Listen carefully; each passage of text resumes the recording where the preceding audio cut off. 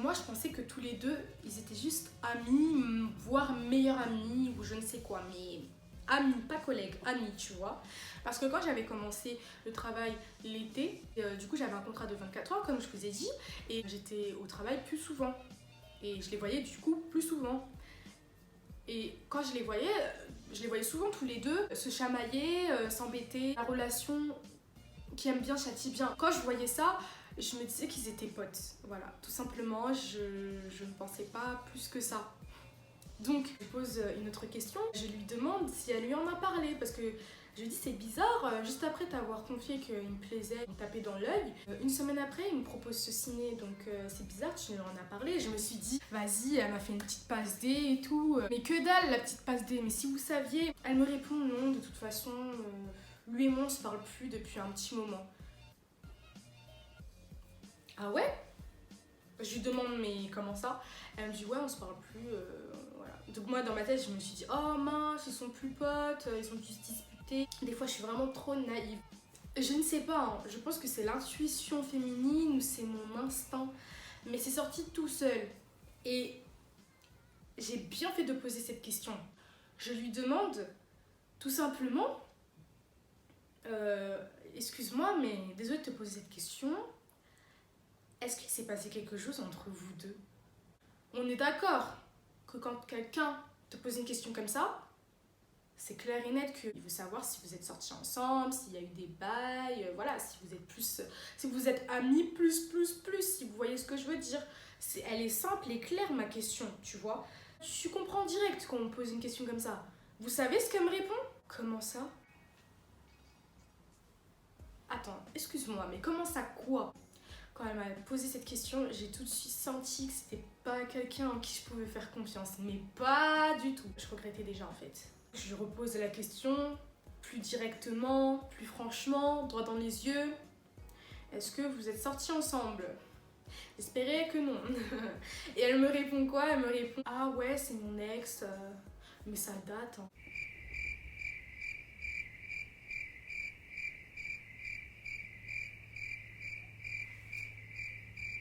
Pardon? C'est ton ex, mais ça date. Ah ouais, d'accord. Alors là, vous imaginez même pas dans quel état je me sentais. Je me sentais stupide, je me sentais gênée. C'était vraiment malaisant. Vraiment malaisant. Elle était devenue super froide et distante avec moi. Et là, vraiment, il y a tout qui revient. Il y a tout qui revient. Toutes les scènes, tout ce que j'ai vu, tout ce que j'ai entendu, mais que j'ai pas fait attention, ça revient. Et je me dis, mais Sarah, mais t'es tellement bête, mais t'es tellement bête. Genre vraiment, tout était devant toi et tu pouvais... Tout était devant toi, c'est comme si on te l'avait dit en fait. Elle était devenue super distante et froide avec moi. Après lui avoir dit que Fernando me plaisait physiquement, j'avais pas capté. Je me suis dit, c'est peut-être le travail parce que franchement, travailler dans un fast-food, c'est épuisant de ouf. Surtout en soirée, enfin... C'est normal que tu te tires la gueule. Vous travaillez 8 heures dans un fast-food où les clients sont super désagréables avec vous, ne respectent pas, sont super chiants avec vous, cherchent la petite bête. À un moment donné, en fin de soirée, t'es un peu blasé, donc je me suis dit c'est peut-être ça et tout, la fatigue. Pas du tout. Elle avait mal pris le fait que... Enfin, je ne sais pas, mais ça l'avait... Elle avait le seum, tout simplement. Je sais pas pourquoi je cherche des... Elle avait le seum, tout simplement. Voilà, elle avait le seum. Et quand je pensais qu'ils étaient meilleurs amis et tout, mais pas du tout. Meilleurs amis de mon... meilleurs amis? Mais meilleurs amis de quoi? Mais meilleurs amis de rien du tout. Ils étaient bien ensemble, voilà. Moi, ni une ni deux, je vais raconter à une de mes collègues de travail avec qui je m'entendais super bien, vraiment. Elle m'a dit, mais tu savais pas qu'ils sortaient ensemble? C'est là, bah non, parce qu'en fait, moi, j'étais pas dans les commérages. Mes collègues de travail, c'était mes collègues de travail. Il y avait 2-3 avec qui, à l'extérieur, on se voyait de temps en temps. Mais sinon, le reste, c'était mes collègues de travail. Donc franchement, savoir leur vie, c'était le cadet de mes soucis. Donc... non, j'étais pas au courant. Une autre collègue de travail avec qui je m'entendais super bien aussi me raconte toute leur histoire. Parce que elle, bah... C'est une espionne, c'était une espionne, elle savait tout de tout le monde. Donc elle me raconte qu'ils étaient sortis ensemble, ça a duré un petit moment, ils se sont séparés, puis ensuite ils se sont remis ensemble. C'était je t'aime moi non plus, donc du coup je comprenais mieux sa réaction. Même si je tolère pas du tout. Je vais voir Fernando et je lui explique tout de A à Z. Déjà il est un peu gêné que je sache tout ça par elle. Il m'a dit qu'il fallait que j'ignore tout ça, que je passe au-dessus et que bon, bah, c'est comme ça quoi. Mais voilà, c'était compliqué franchement d'ignorer parce que bah, elle l'avait raconté à d'autres collègues de travail, donc c'est compliqué de travailler avec des gens qui sont peut-être hypocrites avec toi, qui te sourient alors que derrière ils te critiquent. Il y a des messes basses ou quand les gens te regardent avec un air genre tu sais qu'ils savent que tu sais qu'ils savent. Je sais pas si c'est français mais on se savait mais on disait rien, c'est super gênant, vraiment c'est super gênant. J'ai continué à travailler parce que le travail reste le travail mais voilà, donc après cette histoire, comment ça s'est passé? Très très mal. C'est mal terminé pour Mylène et pour Fernando. On va commencer par qui? On va commencer avec Mylène. Alors déjà je suis tombée de nues quand elle m'a dit que c'était son ex. Quand je suis rentrée chez moi, première chose à faire, j'ai raconté à toutes mes potes l'histoire. Déjà, première chose, c'est la base. Elles étaient toutes mortes de rire. Et puis même moi, j'en rigolais, je me disais mais what the fuck, ça arrive à une personne sur 1 million ce genre d'histoire. Telenovela, genre ma vie c'est telenovela. Oh là là. Et ensuite je repense à la scène et je me dis attends. Donc en fait il a fallu que je lui pose la question pour qu'elle me dise qu'en effet c'était son ex. J'étais partie dans l'optique où j'allais tout lui raconter, tout le temps lui faire des updates. Elle allait me laisser comme ça, lui raconter toutes les updates pour ensuite aller raconter à ses collègues de travail et super gênant quoi. Donc déjà ça j'étais super déçue et ensuite je me suis dit mais cette fille il faut pas lui faire confiance. Je ne lui ai plus trop parlé parce que bah, c'était gênant et ensuite je voyais qu'elle était super distante et froide avec moi et je comprenais mieux pourquoi parce qu'elle avait le seum tout simplement. Sauf que il y a des limites à ça, vous voyez. En fait je pars du principe que quand tu es au travail, le travail c'est le travail. Quand tu vas au travail, tes problèmes tu les mets de côté et tu travailles. Elle avait pas la même pensée que moi parce que déjà elle était devenue super distante et froide avec moi. Donc on travaille dans un fast-food. Tu m'expliques, le fast-food c'est, comment dire, la base, les valeurs du fast-food dans lequel je travaillais au sein de l'équipe, c'était avoir l'esprit d'équipe. Voilà, parce que dans les fast-food ou même dans la restauration, voilà, dans la restauration rapide ou même dans la vente. Donc comment voulez-vous que j'ai l'esprit d'équipe avec une personne qui m'ignore, qui est super froide avec moi? C'est compliqué. Moi, je faisais en sorte qu'il n'y ait pas ça. Parce que comme je vous ai dit, le travail, c'est le travail. Tu m'aimes pas, c'est pas mon problème. C'est ton dos, vraiment. Mais on travaille ensemble, c'est tout, point final. Elle, c'était pas ça, pas du tout. Une anecdote, par exemple, en fait, le fast-food dans lequel je travaillais, il y avait un coin café. Vous allez savoir c'est quel fast-food en fait, j'ai même pas besoin de dire le nom. Bref, il y avait un coin café et il y avait un coin où c'est là que tu venais chercher tes menus, ton sandwich, j'en sais rien, mais voilà. Il y avait certains clients qui aimaient bien prendre des deux. Donc coin café, coin sandwich, tout ça. Elle, Mylène, c'était une barista. Elle avait une commande, je devais lui dire, enfin les gens devaient lui dire, elle allait faire sa commande et rapporter sur le plateau avec le reste du repas.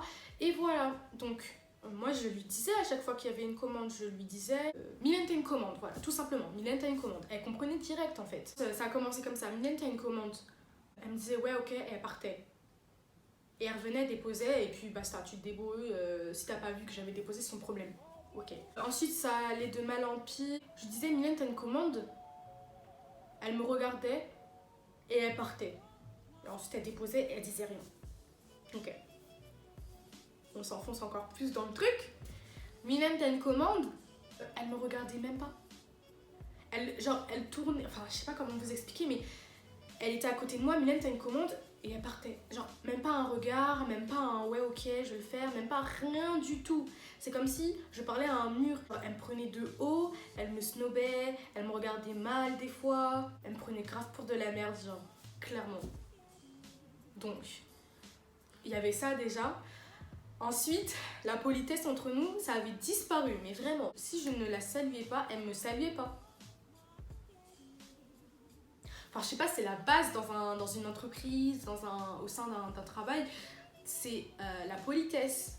Bah non. C'était le cas de ses soucis en fait, la politesse. Quand je vois tout ça, juste de ça, elle fait sa commère avec les autres collègues de travail. Vraiment, elle est dans son coin barista là. Et je la voyais avec ses collègues de travail. Je savais qu'elle parlait de moi en fait, parce qu'elle me regardait, puis je sais pas, vous savez, vous sentez quand quelqu'un parle de vous. On n'est pas dans une cour de récréation, encore une fois. Elle avait 21, 22 ans, j'en avais 18, c'est pas abusé les gars. J'en avais trop marre. Les mois sont passés et ça allait vraiment mal. Et elle continue dans son délire de je te parle pas, t'es une sous-merde pour moi. Voilà quoi. Sauf que moi, à un moment donné, faut pas me chercher. Vraiment, je suis une petite super calme. Vraiment super calme.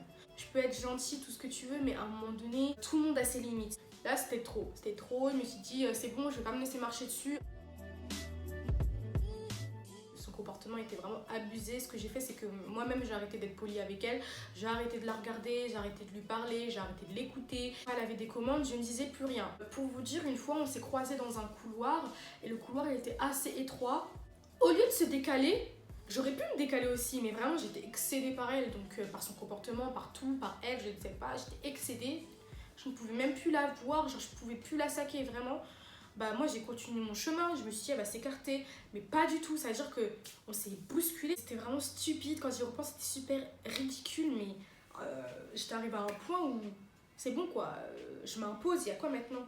Genre, parce que j'ai 18 ans, parce que je suis plus petite que toi, ou je ne sais quoi, tu crois que tu peux me prendre de haut comme ça alors que encore une fois, je t'ai rien fait. Voilà, donc voilà comment ça s'est terminé. Qu'est-ce que je peux dire de plus? Voilà, c'est tout ce que je peux dire. Désolée de couper la narration comme ça, mais je voulais vous dire un truc super important que j'ai pas dit dans la vidéo et je viens de m'en rendre compte. En fait, je voulais juste dire que quand il y a eu cette histoire, j'en avais parlé à un de mes managers avec qui je m'entendais super bien, mais quand je vous dis super bien, c'est super bien, genre ça a été le meilleur manager de toute ma vie depuis que je travaille d'ailleurs. Et bref, je lui en ai parlé. Et il m'a dit, écoute Sarah, il faut que tu lui en parles et que vous réglez cette histoire parce que c'est pas normal au sein d'un travail qui est ce genre d'histoire. Et moi, bah, je me suis dit, bah, il a totalement raison, donc je vais le faire. Sauf que j'ai vu que son comportement à Mylène était super puéril, mais de jour en jour, ça faisait que s'aggraver. Je me suis dit aussi que j'étais là que le week-end, que la fille, je m'en fichais, que le garçon, je m'en fichais aussi, et que je partais bientôt pendant les vacances d'été, là. Alors du coup, je me suis dit, Sarah, tu sais quoi? Tu te prends pas la tête, tu vas juste ignorer parce que l'ignorance est le meilleur des mépris. Comment ça s'est passé avec Fernando?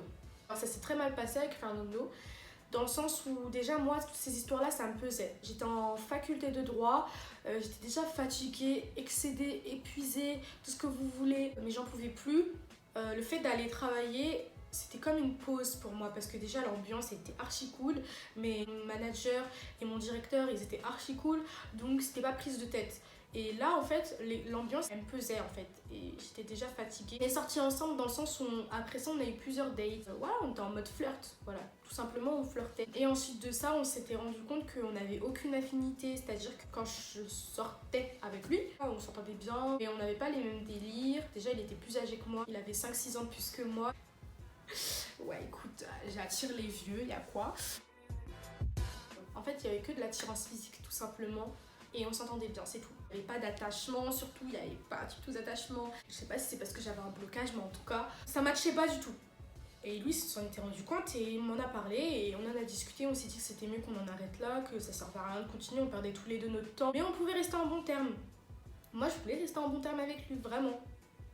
On est d'accord que quand on reste en bon terme avec une personne, on ne la bloque pas sur Snap, mais on la garde sur Insta, on va savoir pourquoi.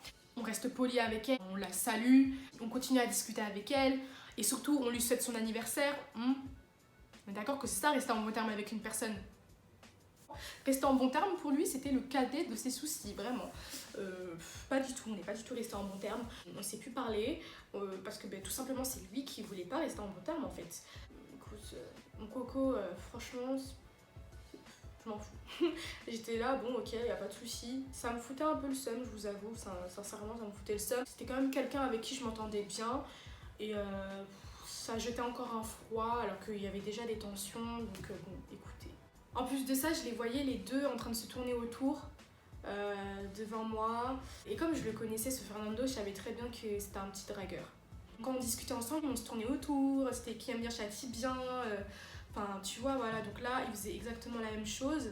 Donc je savais très bien qu'il voulait la reconquérir et que voilà, ils allaient recommencer à reflirter ensemble.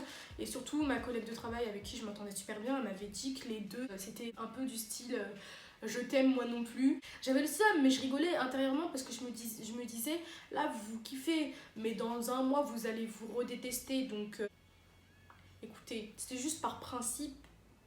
Je me sentais un peu comme une vieille chaussette pourrie qu'on jetait comme ça, et ça c'est pas resté en bon terme en fait, voilà. En fait, dans des situations comme ça, j'essaie toujours, même si on est énervé, il faut toujours essayer de comprendre la réaction de la personne. Donc moi, j'essayais de comprendre la réaction de Mylène. Et quand ma collègue de travail, elle m'avait expliqué leur relation à Mylène et Fernando, je me suis dit, écoute, je peux comprendre sa réaction. Elle est toujours amoureuse ou elle kiffe toujours cette personne. Cette personne, à chaque fois qu'il y a une nouvelle au sein de ce travail, au sein de ce fast-food, bah, cette personne va essayer de choper la nouvelle, tu vois. Tout ça devant ses yeux. Donc je peux comprendre qu'elle s'aime. Franchement, je peux comprendre. Surtout si t'aimes la personne. Après, si tu l'aimes pas, bon là, c'est vraiment de la jalousie pure et dure. Mais là, c'était vraiment... C'était un peu de la jalousie, tu vois, mais c'était de la jalousie dans le sens où elle avait plus le seum. En fait, c'était plus... Ouais, voilà, c'était du seum. Du seum et de la jalousie. Mais ce que je n'ai pas du tout apprécié, c'est qu'elle m'ait laissé en fait lui raconter tout ça et que j'ai dû lui poser la question pour ensuite comprendre que c'était son ex. Je sais pas, c'est vicieux et en plus c'était se faire du mal à elle-même en fait, toute seule. Parce qu'elle savait que j'allais continuer à lui raconter tout ça naïvement et au lieu de stopper le truc, elle a laissé la chose continuer. C'est trop facile de toujours, dans une histoire de couple, enfin dans une histoire d'amourette là comme ça, c'est toujours facile de dénigrer la fille. On dénigre jamais le garçon. Donc moi j'essaie de me mettre à sa place, même si ça a été vicieux ce qu'elle a fait et aussi son comportement par la suite qui m'a super déçue. Je la voyais vraiment comme une grande sœur, vraiment. Même s'il y avait tout ça, faut se mettre à la place des gens à un moment donné. Je n'apprécie pas du tout, mais je comprends. Voilà. Par rapport à Fernando, écoutez, j'ai rien à dire. Mais actuellement, on se parle pas, on se parle plus, mais je sais que sur les réseaux, des fois, il commente mes stories ou il aime mes photos. Moi, je réponds, donc je lui en veux plus en fait, parce que si je devais encore lui en vouloir, c'est que l'histoire me touche encore, or qu'elle me touche plus l'histoire. Genre, ça me fait plus aucun effet. Vraiment, là, je vous en parle normal. Tranquille là, il n'y a pas de souci. Voilà, mais ouais, l'histoire en elle-même, c'est très mal terminé. Vraiment, dans cette histoire, il y a deux choses super essentielles à retenir. La confiance au sein du travail. En fait, ma mère, elle me l'avait dit qu'il fallait que je fasse confiance à personne. C'était super compliqué au sein de mon ancien taf parce qu'il n'y avait que des jeunes. Il y avait pratiquement que des jeunes et je m'entendais avec la plupart de mes collègues. C'était un peu compliqué de ne pas faire confiance et de juste... venir travailler. Je sais qu'au sein de ce travail, j'ai fait de belles rencontres, vraiment. J'adorais aller à ce travail, c'était super chiant d'ailleurs comme travail. J'adorais y aller parce que justement, il y avait mes collègues de travail. Et d'ailleurs, c'est compliqué de dire collègues de travail parce que vraiment, je les considérais comme des potes. Pas tous, hein, mais on va dire 3-4 personnes. Je les voyais vraiment comme des potes. En plus, la plupart, on a gardé contact. On se voyait des fois à l'extérieur du travail. Bon, bref, voilà. On va dire que c'était un job étudiant, il n'y avait que des étudiants, du coup confiance, pas confiance, bon.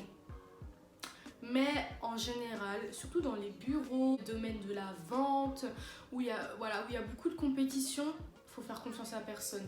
Là, il n'y avait pas de compétition. Compétition pourquoi même celui qui vend le plus de burgers. Genre... non, là il n'y avait pas de compétition, donc il y avait plus de confiance. La plupart du temps, il ne faut pas faire confiance au travail parce que là, vraiment, pour le coup, moi j'ai fait confiance à une personne et j'ai fait confiance à la mauvaise personne. Il y a eu des conséquences à tout ça, donc un conseil au travail, ne faire confiance à personne. Ensuite, et encore là, je sais qu'il y a toujours des exceptions à tout. Les amourettes au travail, c'est next. Genre vraiment. Moi, je sais que dans mon entourage, il y a certaines personnes qui ont rencontré l'amour de leur vie ou leur âme sœur ou leur copain actuel, copine actuelle au travail et avec qui ça se passe bien, avec qui ça continue de durer et j'espère que ça va durer, que du bonheur, franchement. Ah, vraiment les amourettes au travail, non.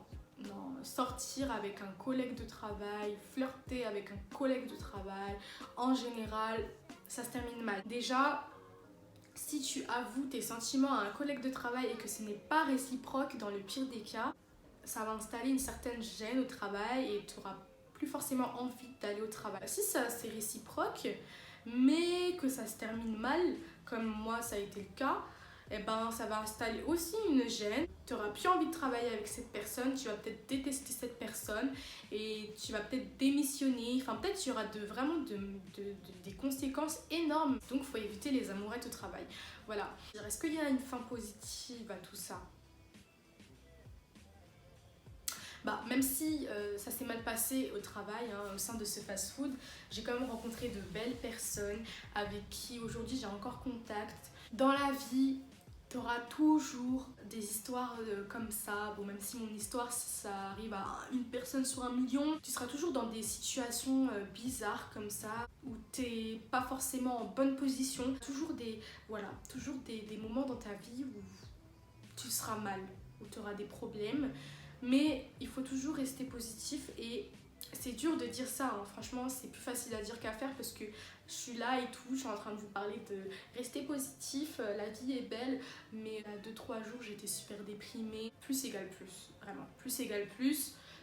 Si t'es positif, t'attireras le positif, si t'es négatif, t'attireras le négatif, c'est simple. Apprendre de ses erreurs et c'est comme ça qu'on grandit. Voilà, on va terminer sur une note assez positive. Voilà l'histoire. Voilà pourquoi je voulais vous raconter cette histoire parce qu'il y a quand même une morale à tout ça. J'espère que cette story time vous a plu. Surtout, n'hésitez pas à me suivre sur mes réseaux sociaux que je vous mettrai en barre d'infos ou là, je ne sais pas. Voilà, on se retrouve pour une prochaine vidéo. Bisous!